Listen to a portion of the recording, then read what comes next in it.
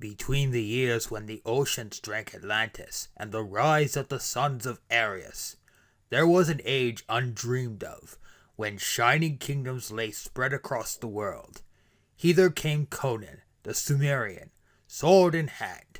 It is I, his chronicler, who knows well his saga. Now let me tell you of the days of high adventure.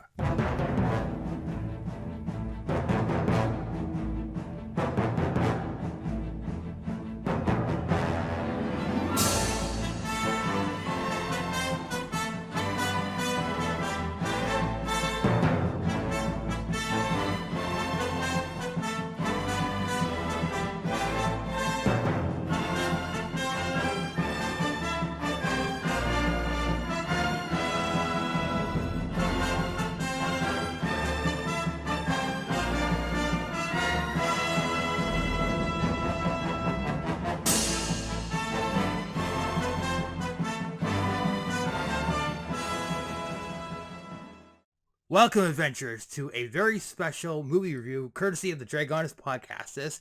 I am Lord Deadponic. She is Lady Maeve. If you want to support us, you could do so through the Patreon, the Fiverr page, and Lady Maeve's School of Pyrotechnics. Lady Maeve, tell about the school. Hello, adventurers. Do you want to learn how to play D&D, or do you want to play in a weekly game where everyone shows up each week? I have the games for you.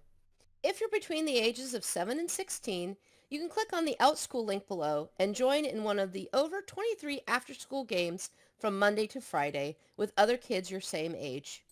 If you're between the ages of 16 to adult, you're welcome to join in on the fun with the Start Play link. I'm currently hosting 2 campaigns that play weekly, one on Sunday and one on Monday. Both games have room for new players. New players are always welcome, and if you don't know how to play the game, we will walk you through it step by step. I'll also be running random one-shots at least once a month. Mention this podcast for $5 off your first game with me. You can also check out the Fire Bunny Adventures Etsy page for fun adventuring companions and gear. So, for this episode, we are delving into another classic fantasy movie starring the Terminator himself, Conan the Destroyer. We're not actually reviewing the first movie, we're reviewing its sequel. This is the sequel to the original Conan the Barbarian, which is adapted from the novels and comics written by Robert E. Howard. Lady Maeve, would you like to provide some extra background on the history behind this film? Yes, the Conan saga was high fantasy back in the day. Conan started as a popular pulp fiction novel in 1932 by Robert E. Howard. His character has appeared in many books, video games, comics, TV shows, movies, and more. And they even made a D&D supplement adventure back in the 80s for Advanced Dungeons & Dragons. Howard wrote over 21 stories about our barbarian friend, and he became a popular character in pop culture. In 1970s, Marvel Comics bought the rights to Conan and put together a series of comics about him. Conan is portrayed as an honorable fighter that rescues the damsel in distress, and fights for the common folk. However, fair warning to our audience about this movie, it is rated R, mainly due to partial nudity, and it has lots of violence, but surprisingly little cussing. But it's mainly getting the R rating for the nudity. Absolutely. And, the violence, because there is blood and gore and all that. So, fun fact, Robert Howard actually envisioned Arnold Schwartznagger as Conan, which was why he was cast in that role. And there was actually going to be a sequel to Conan the Destroyer that explained how Conan became a king of his own kingdom, but the project was unfortunately scrapped. So, gentle viewers, our movie begins with Conan praying at the gravesite of his girlfriend/wife Valria, who, for some context, was killed earlier by James Earl Jones, the ultimate movie villain. She got killed by a snake arrow in the last movie. You have to watch the first movie. But yeah, an arrow made of a snake. Snake is an arrow. Don't put a lot of context into the special effects. This is the 80s. He's joined by Rob Schneider, who's playing Malik the Thief. Thankfully, Arnold only had to put up with Rob Schneider once. Sylvester Stallone unfortunately had to deal with him 2 more times. Yes, he had to deal with him in Demolition Man and Judge Dredd. And before we actually dive into the movie further, we need to address one big question. Is Conan an actual barbarian, or is he a glorified fighter? Because he is often referred to as a barbarian, and he does wear armor in the first movie. And he actually does wear a little bit of armor in terms of like the overcoat in this movie. So he is the blueprint for the classic D&D barbarian. When he gets angry, he gets stronger, and he swings around his giant sword and other big weapons. But he's not the archetypal stupid barbarian. He is a very smart barbarian. He's also a thief. Eventually he becomes a king of a country. He is like the main character of the book in a time where this is the hero of the story, and the hero is always going to win. I would say most likely he is a mastermind rogue mixed with mostly barbarian. And he has this barbaric sense of honor. And, barbarian is a lifestyle in these books. It's, all the people were a barbarian, so he's one too. Kind of translate to, like, they're all nomads. You assume that they're savage and not used to civilization. But whenever Conan goes into a city, he's wearing clothing, he's taking baths, he's blending into society. He's not the, like, big, dumb barbarian lump that's just walking around in a loincloth all the time. He'll wear clothing. So, fun fact, H.P. Lovecraft and Howard would write back and forth to each other, and they would tell each other about the projects they were working on. So they would put snippets of Conan's world in H.P. Lovecraft's Cthulhu mythos, and Howard would put in Cthulhu-type stuff in Conan's world. So it's considered that Conan is part of the Cthulhu mythos at this point. So the movie obviously begins with that awesome soundtrack and the narration of Mako. We'll get to him in a little bit, but it has them basically on horseback. A bunch of horsemen are running across a field, and they have a big carriage, and they find Conan and Malik. Basically shenanigans ensue. I think we made the merchant angry. Are you surprised? But we didn't steal everything they had. We didn't have time. Roll initiative. And for some background, this movie came out around the time that Advanced Dungeons & Dragons 2nd Edition was in popularity, which meant that rogues were squishy as hell, but barbarians and fighters were still very powerful. I think a modern equivalent to Conan and Malik would be the Witcher series, where we have the bard following around the Witcher, and the bard is squishy, but he's telling the story as they go. So Conan literally pulls one of the guards off their horse and is taking full advantage of that extra damage. He's probably rolling he would be like a dice fudger, 19s, 20s on every roll, but he's the hero, he's going to succeed. Meanwhile, Malik is eating the diamonds and swallowing them as fast as he can, which of course is common practice for most thieves to hide the loot. And Conan proves why you should never skip leg day as he pulls at a giant net and pulls 2 people off their horses. Side note, no animals were harmed in the making of this movie, namely a horse and a camel that Conan punches. Punching a horse became a joke after this. You'll even see it in the comedy movie Blazing Saddles, where Mongo punches a horse at one point. I love that. Why aren't they trying to kill us? Maybe they want to capture us, then torture us to death. On the plus side, though, Malik, he has, these, flip-out knives, and he actually pulls out a sneak attack and takes out one of the soldiers. He literally jumps on the horseback and stabs him on the sides. Unfortunately, though, the dead soldier falls on top of him, and after Conan kind of helps him out, he gets bonked and, netted. This kind of explains... He's the comic relief. Yes, but it proves that they're not trying to kill him. Malik is definitely comic relief, and he is the catalyst for Conan to go off and do things. So I would think of him as a DM's NPC that is trying to nudge the characters in the correct direction in a game. Oh, you must go rescue your sidekick. The lady leading the soldiers, you can tell, is a lady. Definitely a lady. Not a man, obviously by the outfit. Orders her right-hand man, played by a basketball star known as Wilt Chamberlain, to order the soldiers to stop attacking with the weirdest item ever. It is a bola thing on a stick that makes a whistling sound. If I remember correctly, these are Australian bull roars, possibly? That's Where you spin it possible. in the air and it makes noise. Yeah, I think that's what it is. So then we're introduced to Taramis, played by Sarah Douglas, which I was shocked that she's actually in this movie, believe it or not. Queen Taramis. Not my queen. You have a queen, but you're a Chimeran. And Chimerans have no rulers. You're a barbarian. You live free in the world. You owe allegiance to no one. Is that not so? So basically, Taramis offers Conan a deal. She will bring back Valeria. Side note, bringing back the dead in this world always requires a price of some kind. See the first movie for more details. In exchange for helping her niece go on a journey to retrieve a magical horn, as prophesied in the Scrolls of Skelos.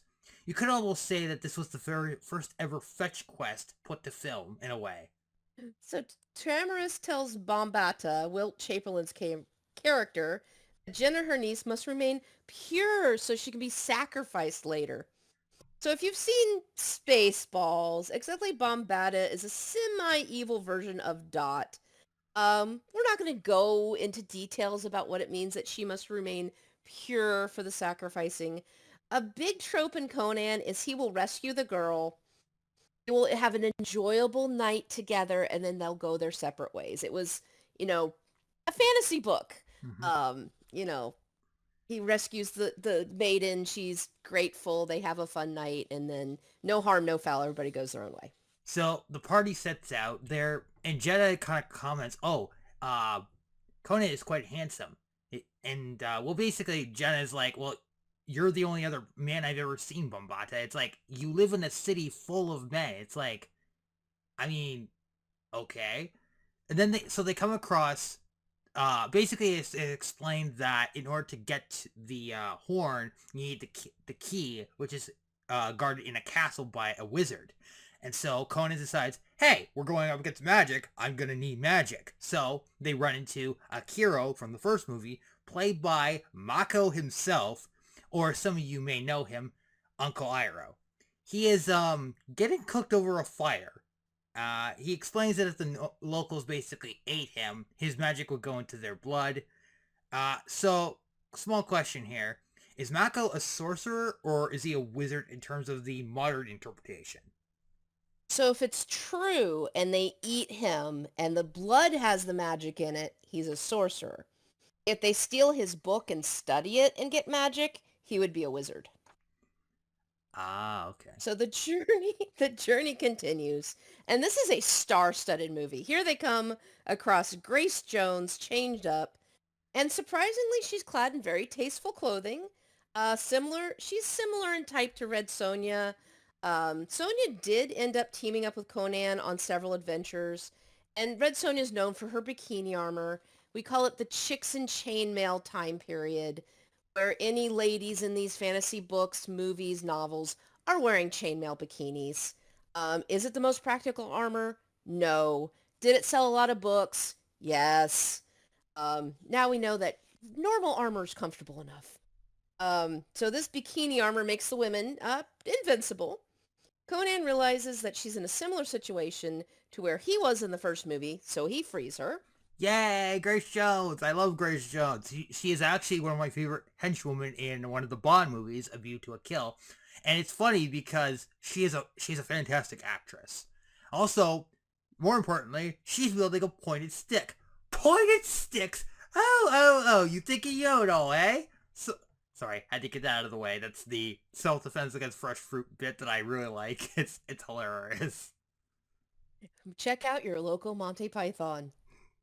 So the party arrives at the castle of Toth Amon, and they decide to rest for the night. The wizard sees this and transforms into a ghost-like bird thing, pretending it's a bird, not a pterodactyl. And remember, the special effects were horrible in the 80s. Just, you had to do a lot of imagination in these movies. And this bird thing comes by and kidnaps Jenna. Side note here, the key they have to get from the castle is called the Heart of Ahriman. 40K reference I see. Very clever before 40K was very popular, and before the whole, Thousand Suns thing was actually expanded upon.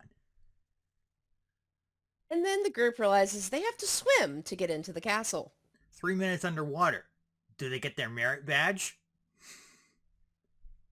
This is one of those things in fantasy movies where you have to remind yourself to breathe while the characters are underwater because you subconsciously hold your breath too while they're doing it. And then we come to one of the strangest traps ever to hit fantasy. Tathamon sends in a beast, I'm going to call it a beast monster, that he controls, and Conan has to fight it.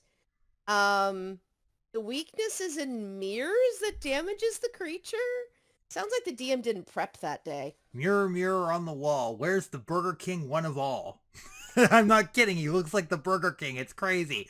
I believe that this trap was intentionally designed that way because the wizard never figured that Conan was actually smart enough to figure out the weakness. And it was an accident that he, when he, swings the sword back and hits the mirror and he realizes, oh, well, if I damage the mirrors, then I hurt the monster.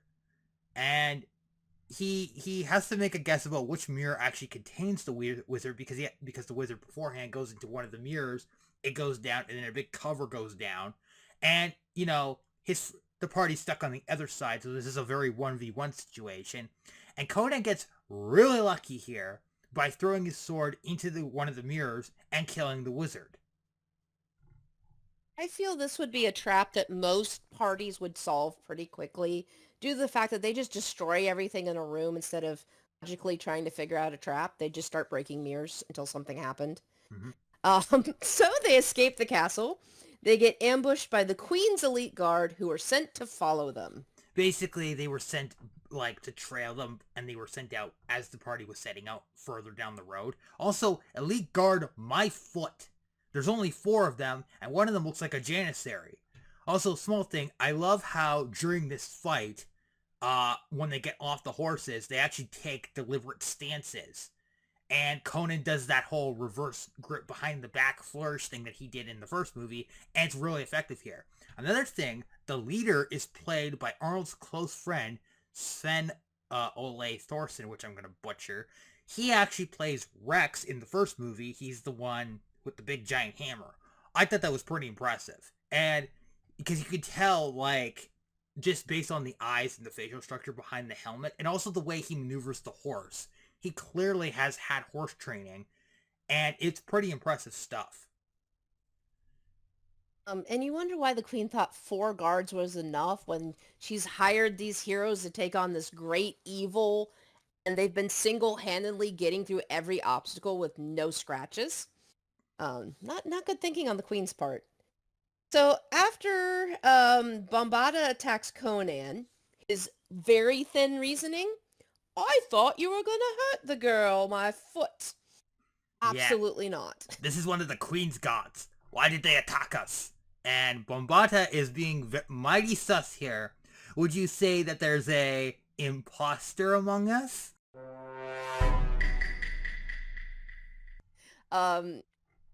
In a lot of these movies in the 80s, I don't know if they didn't think the audience was smart enough or they thought that there would be 12-year-olds or 10-year-olds in the audience. So some of these villains, you can tell right away that they're villains or they're going to betray the party. It's obvious. It is very obvious. Oh, one other thing. The party... Yes, go ahead. One other thing. Bombata is wielding this mace-like thing that has a little hook on it. And I thought that was kind of an interesting weapon. And considering that, Wilt Chamberlain, he's doing his best here. He's doing his best here. He's not an actor.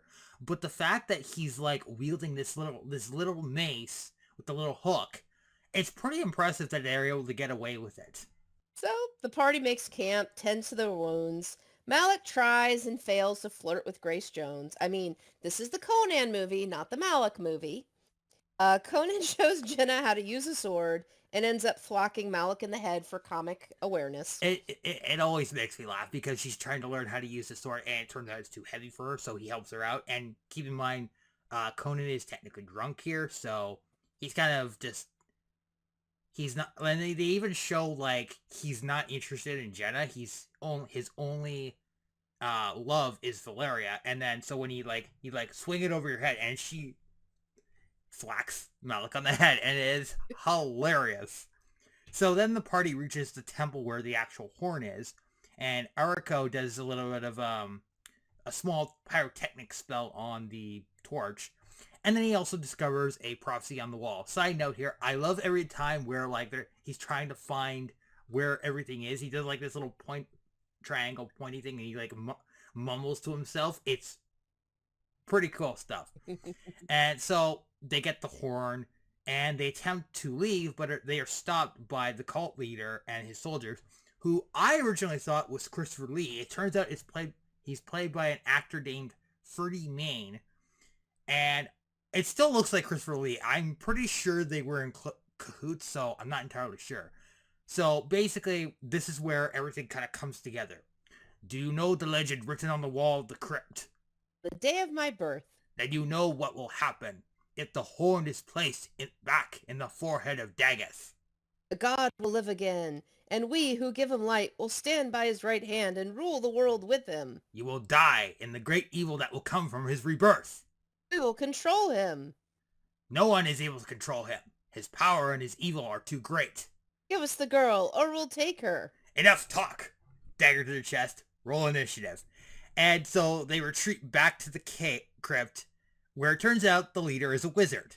Saruman reference here a little bit. And contrary to what Nostalgia Critic says, the dinging noise is not his magic. It's actually him clanging his bracers, and that is how he gives orders to the soldiers. My magic produces lightning. My magic produces fire. My magic goes ding. And like, I get the joke, but it's like, that's out of context.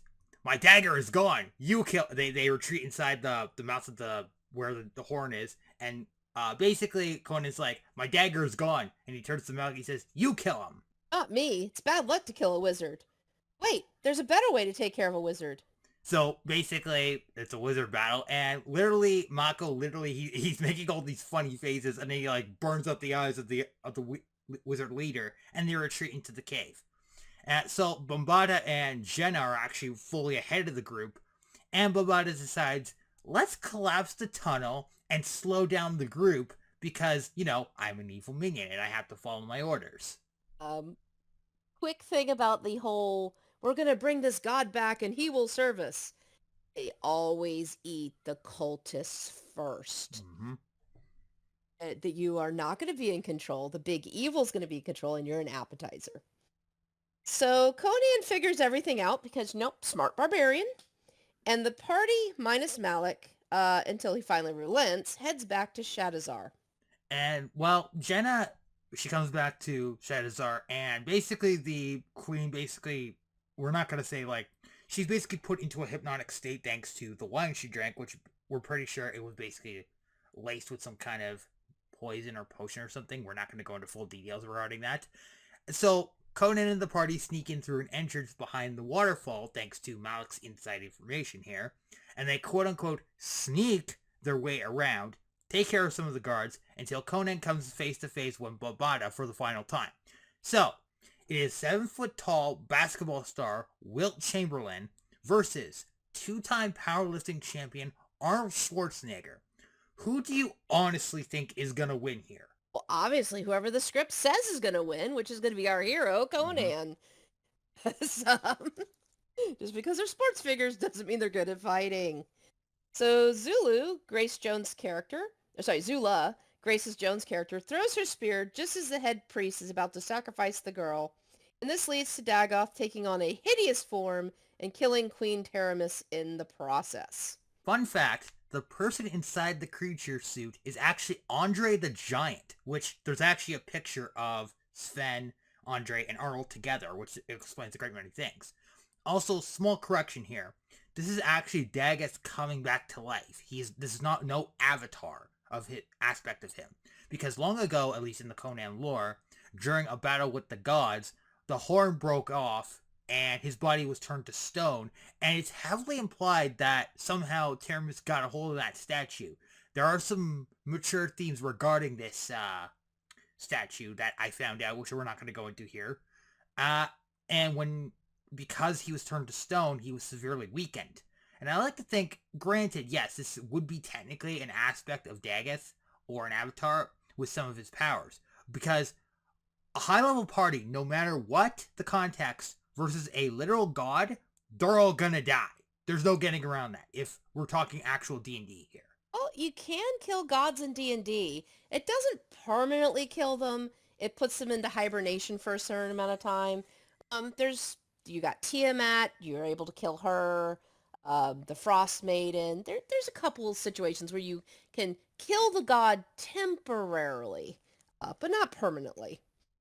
And if you're too low level, of course you get squished. So Conan rips out the horn, destroying Dagoth. Jenna is crowned Queen of Shadazar. She has Zula as the captain of her guard. Well, because Bombada was obviously a traitor. Bombada went up against Arnold, and unfortunately, he went up against Arnold, and Conan's the hero.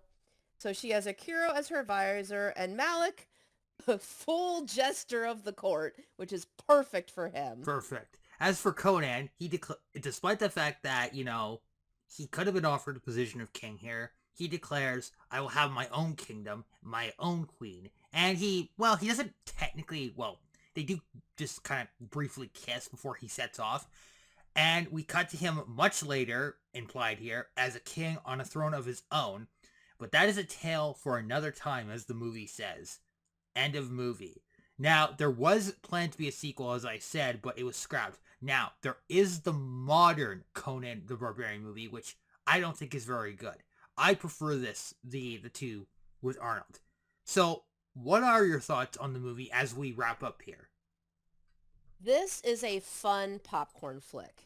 Get yourself your comfiest chair, grab some popcorn and your favorite drink, sit down and enjoy it.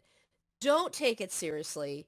It's not meant to be a serious movie. It is a great action flick with comedy. The special effects are horrible. Enjoy those with lots of popcorn. But for the time, it was an action entertainment movie. It never was supposed to be anything deep or psychological or anything. It's just an action movie. But yeah, it's part of the Conan mythos, and I think it's a pretty good addition to the Conan legacy. I will admit it is not as good as the first movie, because the first movie does have intrigue, and it does have, James Earl Jones as the villain, because, of course, James Earl Jones is, one of the best actors to play a villain. But the action is much more, you can see what's going on. The one thing I will say about the first movie is that sometimes the action, they do a lot of quick cuts for some reason. I have no idea why.